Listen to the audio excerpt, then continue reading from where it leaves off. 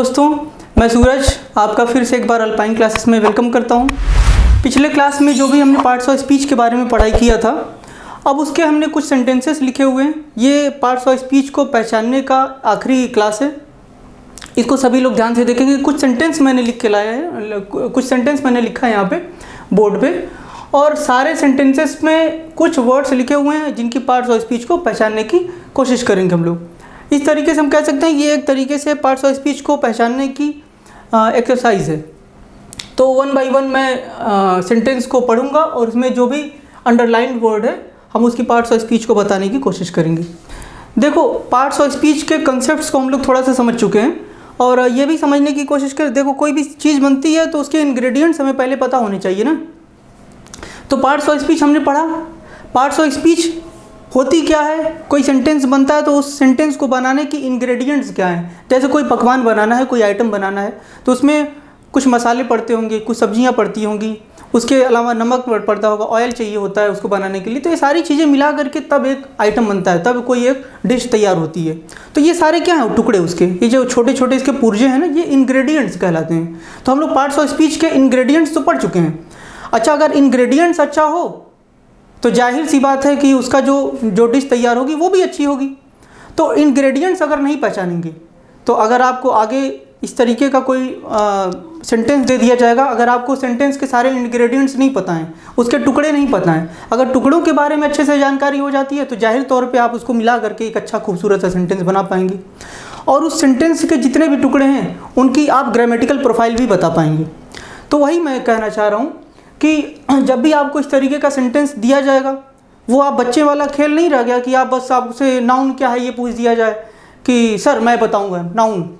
हाँ, noun is the name of person, place और thing. ये तो सबको पता है ना। आज तक डेफिनेशन ही पढ़ते आए हम लोग, तो डेफिनेशन नहीं पढ़ना है। डेफिनेशन को प्रैक्टिकली, जो डेफिनेशन में लिखा गया चीज़ है सारा, उसको हम प्रैक्टिकली कैसे अप्लाई करते हैं सेंटेंसेस में, ये हमें समझना है। तो नहीं तो अगर सेंटेंस वैसे ही इसको एग्जाम में आ जाएगा और हम रट के गए हैं बस वही डेफिनेशन, उसके अलावा हमें कुछ था पता नहीं, तो फिर वही गच्चा खा जाओगे, है ना। तो इसलिए लल्लू मत बन जाओ एग्ज़ाम टाइम में। इसलिए सारे सेंटेंस के इंग्रेडिएंट्स को समझ लो एक बार।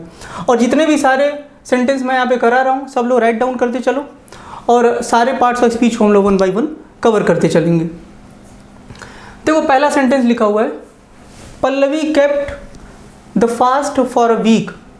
इसका मतलब क्या है? यहाँ पे एक वर्ड लिखा हुआ है फास्ट, एक वर्ड यहाँ पे लिखा हुआ है फास्ट। अब देखो, फास्ट की क्या है ग्रामेटिकल प्रोफाइल, ये हम समझने की कोशिश करेंगे। ये जो फास्ट वर्ड लिखा हुआ है,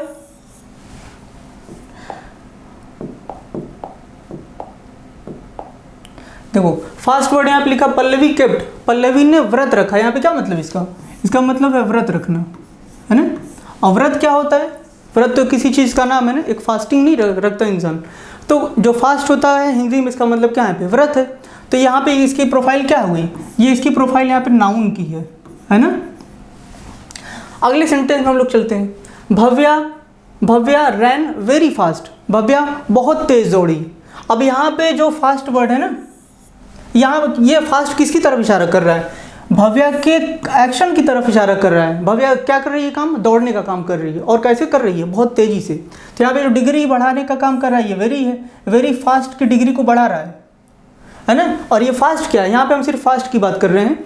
तो फास्ट क्या है? रैन की तरफ इशारा कर रहा है। और हम लोग जानते हैं कि ऐसे वर्ड्स जो किसी वर्ब को मॉडिफाई करें या किसी एडजेक्टिव को मॉडिफाई करें या किसी एडवर्ब को मॉडिफाई करें, है ना, इसको क्या कहते हैं हम लोग? इसको हम लोग कहते हैं एडवर्ब। ऐसे सारे वर्ड्स जो किसी वर्ब को मॉडिफाई करें या एडजेक्टिव को या किसी एडवर्ब को मॉडिफाई करें, वो क्या कहलाएंगे? एडवर्ब कहलाएंगे। तो यहाँ पे फास्ट क्या है? पहले वाले सेंटेंस में फास्ट का ग्रामेटिकल प्रोफाइल नाउन का था, दूसरे वाले सेंटेंस में फास्ट का ग्रामेटिकल प्रोफाइल एक एडवर्ब का है। आगे चलते हैं। अब लिखा हुआ है दिव्या फास्ट्स, यानी एस लगा हुआ है। ये क्या है? ये सिंगुलर वर्ब के तौर पे इस्तेमाल हुआ है। Divya fasts in Navratri on first day. Divya Navratri में, जब नवरात्रि पड़ता है 9 दिन होता है, तो दिव्या पहले दिन, नवरात्रि के जो पहला दिन होता है उस दिन फास्ट रखती है। ये इसका मतलब है सेंटेंस का। तो यहाँ पे क्या है, फास्ट रखना यानी व्रत रखना यहाँ पे मतलब हुआ व्रत रखना। और ये क्या है व्रत रखना, एक वर्ब है, यानी ये सब्जेक्ट है, दिव्या क्या है, सब्जेक्ट है।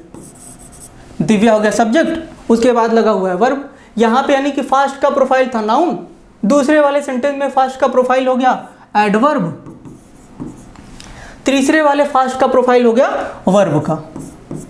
यानी वर्ब तो एक ही इस्तेमाल कर रहे हैं हम, लेकिन अलग अलग जगह पे अलग अलग उसकी ग्रामेटिकल प्रोफाइल हो जा रही है। अगले सेंटेंस में देखते हैं, her parents fast in Navratri for 9 days। उसके माता पिता, ये जो दिव्या भव्या पल्लवी हैं, इनके माता पिता कितने दिन तक व्रत रखते हैं, 9 दिनों के लिए व्रत रखते हैं, है ना। नवरात्रि के दिन में, नवरात्रि के समय में 9 दिन का पूरा व्रत रखते हैं। कौन, पेरेंट्स। तो यहाँ पे पेरेंट्स क्या है, प्लूरल सब्जेक्ट है, ये क्या है, प्लूरल है। और हमको पता है जब प्लूरल रहता है तो वर्ब में एस या ई एस नहीं लगाते हैं, ये टेंस का पार्ट है। टेंस में ये प्रेजेंट का इंडेफिनिट है, और प्रेजेंट का इंडेफिनिट टेंस में जब हमारा सब्जेक्ट अगर प्लूरल टेंस में रहता है, प्लूरल फॉर्म में रहता है, तो हम इसके साथ एस नहीं लगाते, एस या ई एस का कंसेप्ट तब खत्म हो जाता है। समझ गए सब लोग।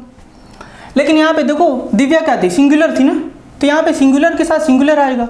जाहिर तौर पर कोई सिंगुलर सब्जेक्ट है तो सिंगुलर ही आएगा उसके साथ वर्ब, और प्लूरल सब्जेक्ट है तो उसके साथ वर्ब कैसा होगा, प्लूरल होगा, है ना।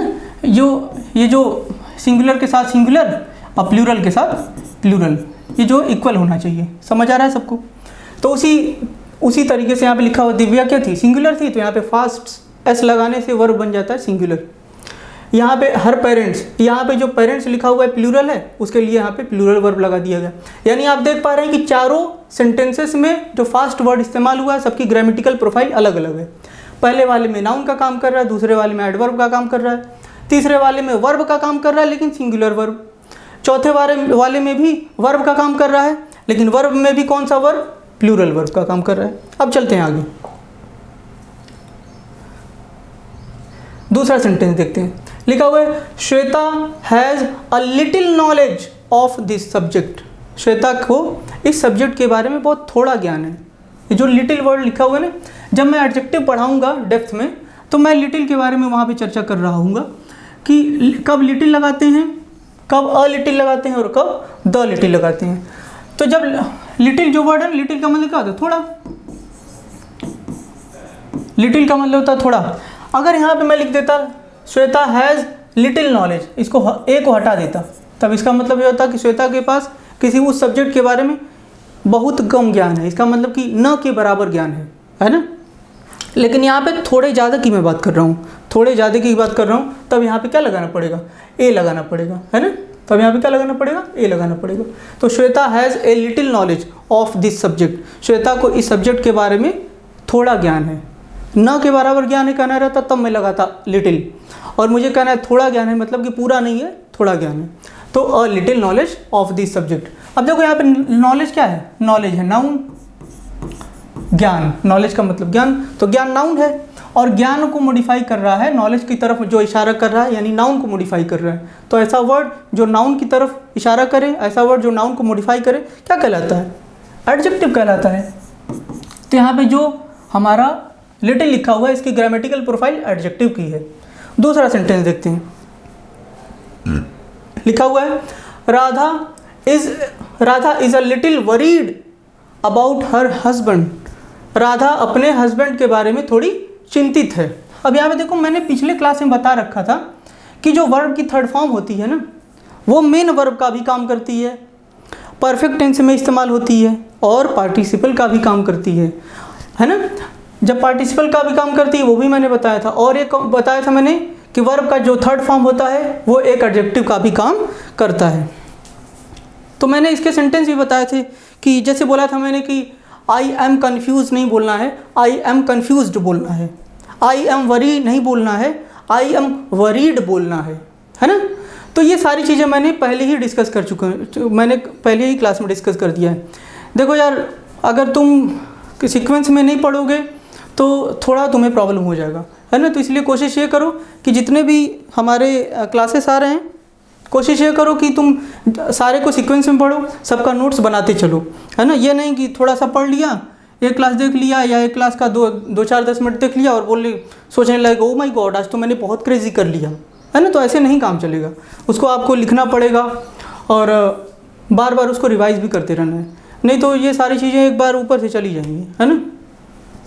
देखो लिखा हुआ Radha is a little worried about her husband. अब यहाँ पे वरीड क्या है, वरीड ये थर्ड फॉर्म है ना, और थर्ड फॉर्म में भी ये किसका रोल प्ले कर रहा है, ये है एक एडजेक्टिव। सबको समझ में आ रहा होगा आई थिंक। तो वरीड हो गया एडजेक्टिव। अब एडजेक्टिव की तरफ जो इशारा करता है, अभी मैंने वहाँ पे लिखा था ना कि जो एडवर्ब होता है ना, किसको मॉडिफाई करता है, वर्ब को मॉडिफाई करता है।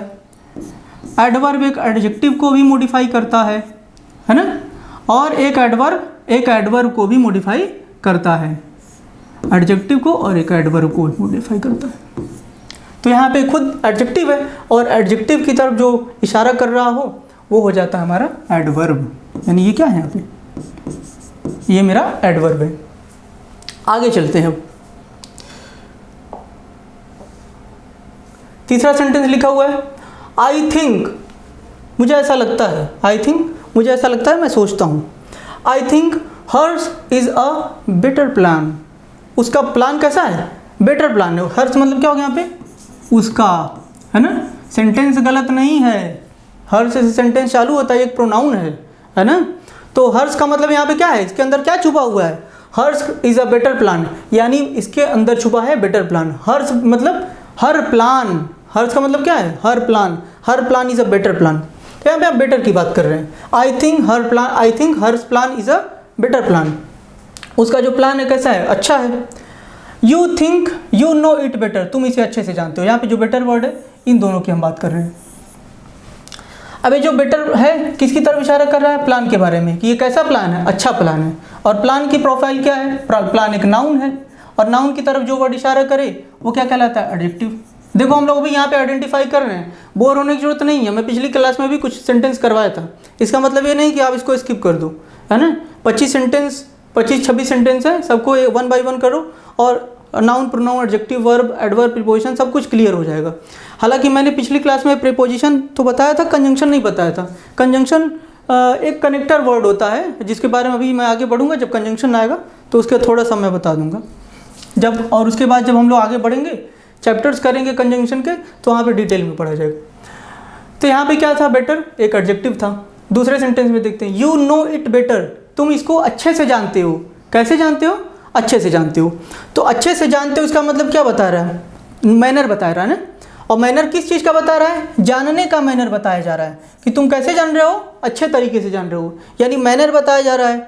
और ऐसा वर्ड जो वर्ब की तरफ इशारा कर दे, वर्ब की तरफ इशारा करे, वो क्या कहलाता है, एडवर्ब कहलाता है। तो यहाँ पे बेटर क्या है, एक एडवर्ब है, और चूंकि मैनर बता रहा है तो एडवर्ब ऑफ मैनर कह देंगे, है ना, एडवर्ब ऑफ मैनर। आगे बढ़ते हैं। सेंटेंस नंबर 4 देखो लिखा हुआ है, आई कॉल्ड हर, मैंने उसे बुलाया, इन अ लाउड वॉइस, मैंने उसको तेज आवाज़ में बुलाया।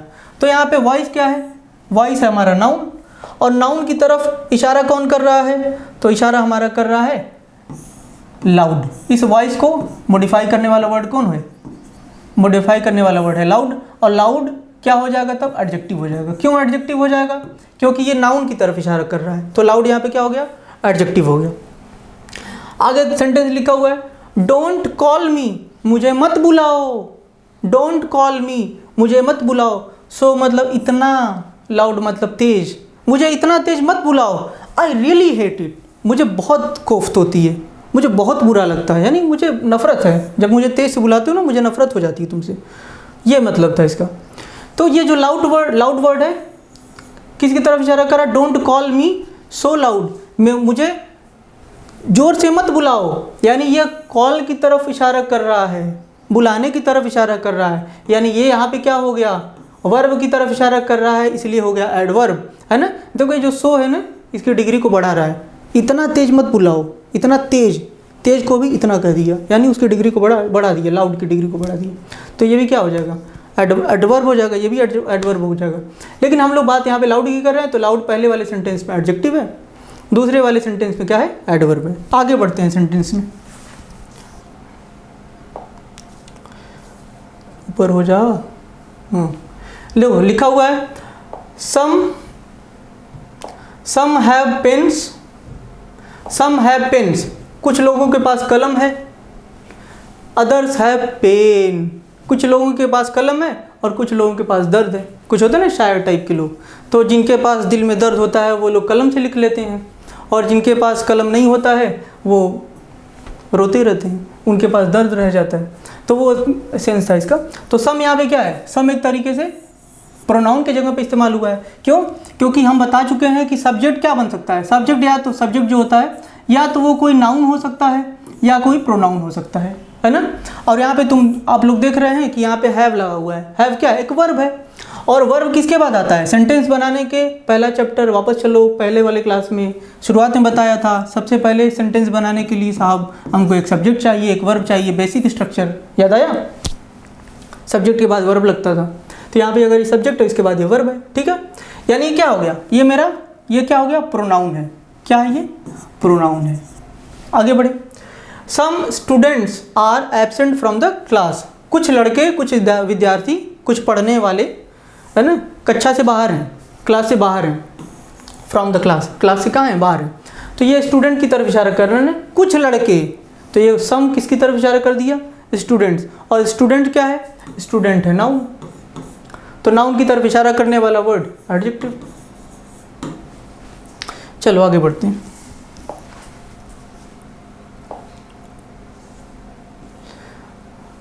सेंटेंस पेयर वाला जो है छठा नंबर आ गया। लिखा हुआ she is in right, she is in the right. वह दाहिने तरफ थी। यहाँ पे राइट डायरेक्शन की बात हम कर रहे हैं ना, दाहिना, यानी वह दाहिने तरफ थी। तो दाहिना का मतलब क्या हो गया? Right direction. तो डायरेक्ट किसी दिशा का नाम हो गया ना, किसी की तरफ, किसी दिशा की तरफ इशारा कर रहे हैं हम लोग। तो यहाँ पे राइट क्या हो गया? नाउन हो गया, किसी चीज़ का नाम है ना। She is in the right, वह क्या है? कहाँ है? दाहिने तरफ है, दाहिने दिशा में है। तो यहाँ पे यहाँ नाउन हो गया राइट। अगले सेंटेंस भी देखते हैं। Girls are always right. अच्छा, ऐसा लगता है ना, गर्ल्स को लगता है कि वो हमेशा क्या है? सही होती हैं, ऐसा उन्हें लगता है, भ्रम। वही सेंटेंस यहाँ पे लिखा हुआ है कि गर्ल्स आर ऑलवेज राइट, लड़कियाँ हमेशा क्या होती हैं? सही होती हैं, है ना। तो यहाँ पे राइट वर्ड है, किसकी तरफ इशारा कर रहा है? लड़कियों की तरफ इशारा कर रहा है कि लड़कियाँ क्या होती हैं? हमेशा सही होती हैं, भले वो होना वैसा वो मानती हैं, है ना।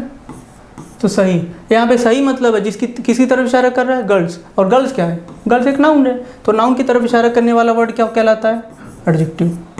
तो यहाँ पे पहले वाले सेंटेंस में राइट का ग्रामेटिकल प्रोफाइल नाउन का है, दूसरे वाले सेंटेंस में राइट का ही ग्रामेटिकल प्रोफाइल एक एडजेक्टिव का है। आगे बढ़ते हैं।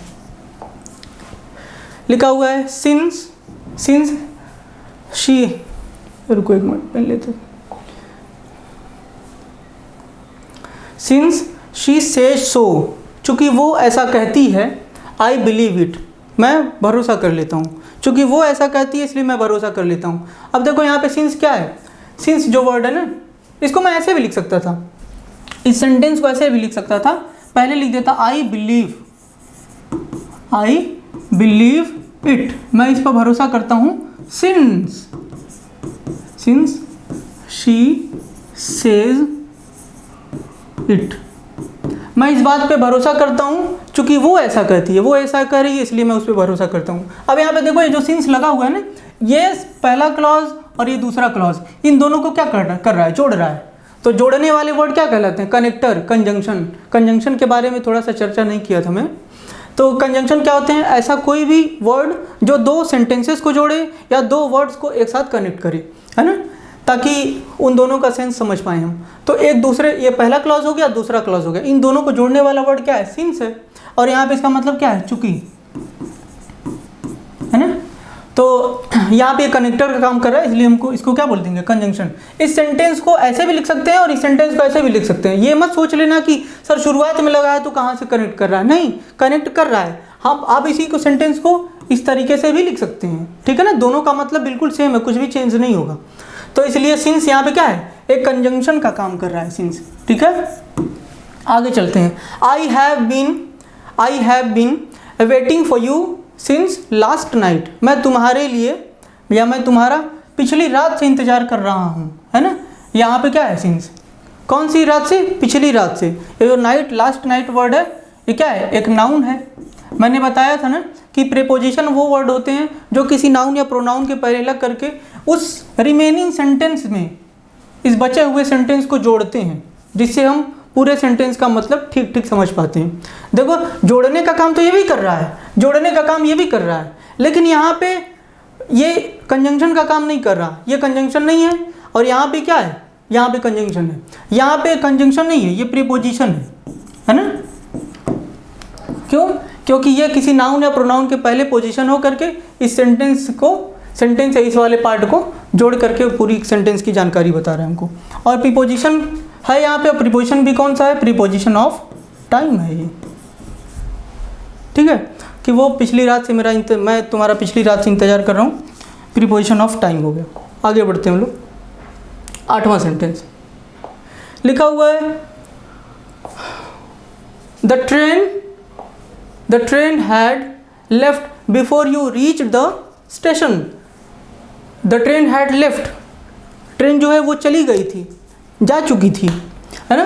बिफोर, पहले, यू रीच द स्टेशन, तुम्हारे स्टेशन पहुंचने के पहले, मतलब कि तुम स्टेशन पहुंचे नहीं थे, उसके पहले ये ट्रेन क्या हुई थी, चली गई थी।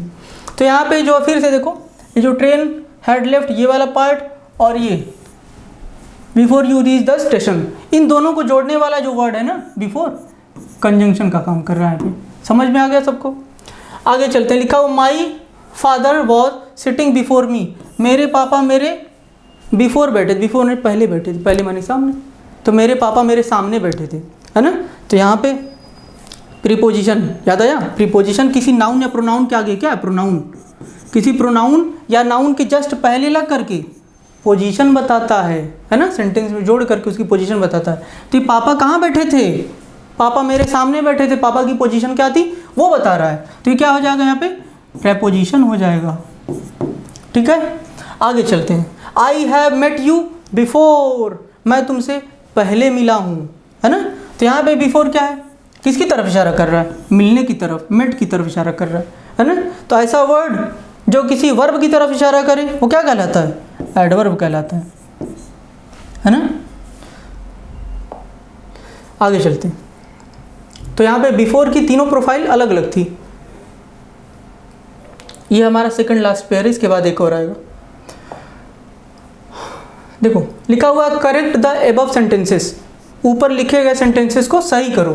तो ये एबव किसकी तरफ इशारा कर रहा है, सेंटेंस की तरफ इशारा कर रहा है। सेंटेंस क्या है, नाउन है, तो नाउन की तरफ इशारा करने वाला वर्ड एडजेक्टिव कहलाता है।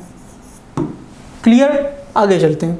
माई law is above all the law, कुछ लोग होते हैं ना, कहते हैं कि मेरा जो मैं कहूँ वही सही है, जरूरी नहीं कि तुम जो कहो, तुम भले ही सही रहो, लेकिन उनका क्या है कि वो जो उनकी जिद है वो ये कहेंगे कि नहीं, जो मेरा कानून है, जो मैं कहता हूँ वही सही है, चाहे तुम लाख कोशिश कर लो, तुम लाख बता लो। तो सेंटेंस में वही लिखा कि मेरा जो कानून है ना, मेरा जो लॉ है वो सारे लॉ से ऊपर है, ये मतलब है सेंटेंस का। तो माई लॉ, मेरा कानून, इज एबव, ऊपर है, all, my law is above our blessings, हमारी जो दुआएं हैं, नहीं कहते हैं कि अरे हमारा क्या होगा, हमको तो ऊपर वाला सहारा देता है, हमारे ऊपर तो ऊपर वाले का हाथ है हमारे सर पर। तो वही कह रहा है यहाँ पे कि आवर ब्लेसिंग्स, हमारी जो दुआएं हैं ना वो सीधे आसमान से आती हैं, ऊपर से आती हैं। तो ये एबव कहाँ से आती हैं, एबव यानी आसमान से आती हैं। आसमान कहने का मतलब है यहाँ पे, इसका मतलब एक तरीके से क्या हो गया, नाउन हो गया, है ना। प्रीपोजिशन इसको नहीं बोलेंगे, यहाँ पे नाउन हो गया। तो देखो यहाँ पे एबव की प्रोफाइल यहाँ पे एडजेक्टिव की है, दूसरे वाले सेंटेंस में प्रीपोजिशन की है, तीसरे वाले सेंटेंस में एबव की जो प्रोफाइल है वो नाउन की है। एक लास्ट पेयर करते हैं, उसके बाद क्लास को एंड करेंगे। फिर इसके बाद अगला टॉपिक हम पढ़ाएंगे फ्रेज। तो ये लास्ट सेंटेंस क्या हम लोगों का, पहला लिखा हुआ है sentence, all creatures are mortal, सभी जो प्राणी होते हैं वो क्या है, मॉर्टल हैं। मॉर्टल का मतलब नश्वर, जिनका एंड आएगा कभी ना कभी, मतलब कि सबको क्या है, ख़त्म हो जाना है। तो सारी दुनिया ऐसी है। तो वही बता रहा है कि ये जो सारे जितने भी प्राणी हैं ना, ये क्या है, नाउन है। इसकी तरफ इशारा करने वाला कौन वर्ड है, ऑल। तो यहाँ पे ऑल क्या हो गया, एडजेक्टिव। यहाँ पे आपको ऑल की प्रोफाइल बतानी है, तो ऑल क्या कहलाएगा, एडजेक्टिव कहलाएगा। क्यों? क्योंकि ये नाउन की तरफ इशारा कर रहा है। सभी प्राणी क्या है, मॉर्टल है। दूसरा सेंटेंस लिखा हुआ है, all are correct, all are correct except you, सभी लोग सही हैं, ऑल आर करेक्ट, सभी लोग क्या हैं, सही हैं सिवाय तुम्हारे, सिर्फ तुम ही गलत हो और बाकी सब सही, पूरी दुनिया सही है। ऐसा भी बोलते हैं ना कि जो नहीं पसंद रहता है उसको बोलते हैं कि सिर्फ तुम ही बुरे हो, बाकी सब अच्छे हैं, है ना। तो वही कहने का मतलब है। ऑल यहाँ पे क्या है, ऑल हमारा एक प्रोनाउन है क्योंकि ये सब्जेक्ट की जगह पे इस्तेमाल हुआ है ना। तो सब्जेक्ट की जगह पे इस्तेमाल हुआ है, तो सब्जेक्ट की जगह पे इस्तेमाल होने वाला वर्ड या तो नाउन होगा या तो प्रोनाउन होगा। तो ये यहाँ पे क्या कहलाएगा, प्रोनाउन कहलाएगा, ठीक है। इसके बाद देखो वर्ब लगा है, तो यहाँ पे ऑल था एडजेक्टिव, दूसरे सेंटेंस में ऑल क्या है, प्रोनाउन है। आगे वाले सेंटेंस में देखते हैं, all spoke in your favour, सभी लोगों ने तुम्हारी तरफ में बात की है, सभी लोगों ने तुम्हारी तरफदारी की, यानी सभी लोग तुम्हारे पक्ष में थे, ठीक है। तो यहाँ पे भी ऑल क्या है, प्रोनाउन है। क्यों प्रोनाउन है, क्योंकि यहाँ पे देखो स्पोक लगा है, ये क्या है, वर्ब है, वर्ब की सेकंड फॉर्म है, ठीक है। तो यहाँ पे all spoke in your favour, यहाँ पे ऑल की प्रोफाइल वर्ब की है, सॉरी ऑल की प्रोफाइल प्रोनाउन की है, दूसरे सेंटेंस में भी प्रोनाउन है और पहले सेंटेंस में ये एडजेक्टिव है। इस तरीके से आज जो हम लोग का एक्सरसाइज ख़त्म होता है, ठीक है। आज के लिए इतना ही रखते हैं, अगले क्लास में हम लोग जो कंटिन्यू करेंगे तो इसके बाद मैं फ्रेज पढ़ाऊँगा। तो हम लोगों का जो सीक्वेंस है, सबसे पहले कोई साउंड था जो लेटर बन जाता था, फिर लेटर के बाद हमारा वर्ड बनता था, वर्ड को हम लोगों ने 8 कैटेगरी में डिवाइड कर दिया था। उस 8 कैटेगरी को डिवाइड करने के बाद हम लोगों ने कुछ एक्सरसाइज किया, ये समझने की कोशिश किया कि कौन सा वर्ड कहाँ पे कौन सा काम कर रहा है।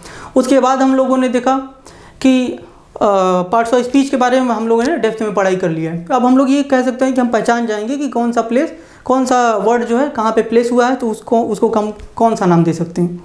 अब आगे वाली कड़ी में डायरेक्ट हम लोग सेंटेंस के ऊपर जंप नहीं करेंगे, ठीक है। सेंटेंस के ऊपर जंप करने से पहले मैं आपको बता देता हूँ, सबसे पहले हम लोग क्या थे, देखो ये जो सीढ़ी है ना ऐसे चलती है पूरी, ठीक है। सबसे पहले लेटर था ना, साउंड था, इस साउंड को ही तो हम लोगों ने एक नाम दे दिया था ना, इसी साउंड को ही तो हम लोगों ने बोला था, साउंड को ही हम लोगों ने क्या बोला था, साउंड जो है ये आगे चल करके अल्फ़ाबेट में बन जाता था, और ये अल्फ़ाबेट क्या नाम से कहलाता था, लेटर, है ना, लेटर। अब इसी लेटर से जो है, लेटर का अगला कड़ी क्या होता है, वर्ड। तो वर्ड तो आप लोगों को मैंने कैटेगराइज करके उसके बारे में थोड़ा बता दिया। अब इसके बाद जो अगला आ जाएगा वो आ जाएगा फ्रेज, है ना। फ्रेज क्या होते हैं ये समझेंगे हम लोग। इसके बाद हम लोग समझेंगे क्लॉज क्या होता है, CLAUSE, क्लॉज। तब जा कर के नंबर आता है सेंटेंस का, ठीक है। तो ये मत समझा करो कि बस डायरेक्ट ये वर्ड है, वर्ड के बाद सरकार हमको पढ़ना है सेंटेंस, ये दोनों कहाँ चला गया, है ना। तो मैंने बताया ना, किसी भी पार्ट्स ऑफ स्पीच को तभी तुम समझ पाओगे, किसी अंग्रेजी के ऊपर तुम्हारा कमांड तभी हो पाएगा जब जो जितने भी सारे इंग्रेडिएंट्स हैं ये, है ना, इन सभी इंग्रेडिएंट्स के बारे में तुमको अच्छा से जानकारी हो जाए। तो हम लोग सारे को 1 बाय 1 करके पढ़ेंगे, लेकिन फ़िलहाल अभी के लिए इतना ही रखते हैं। अगली क्लास में जब लोग मिलेंगे तो कंटिन्यू करेंगे। Thank you class.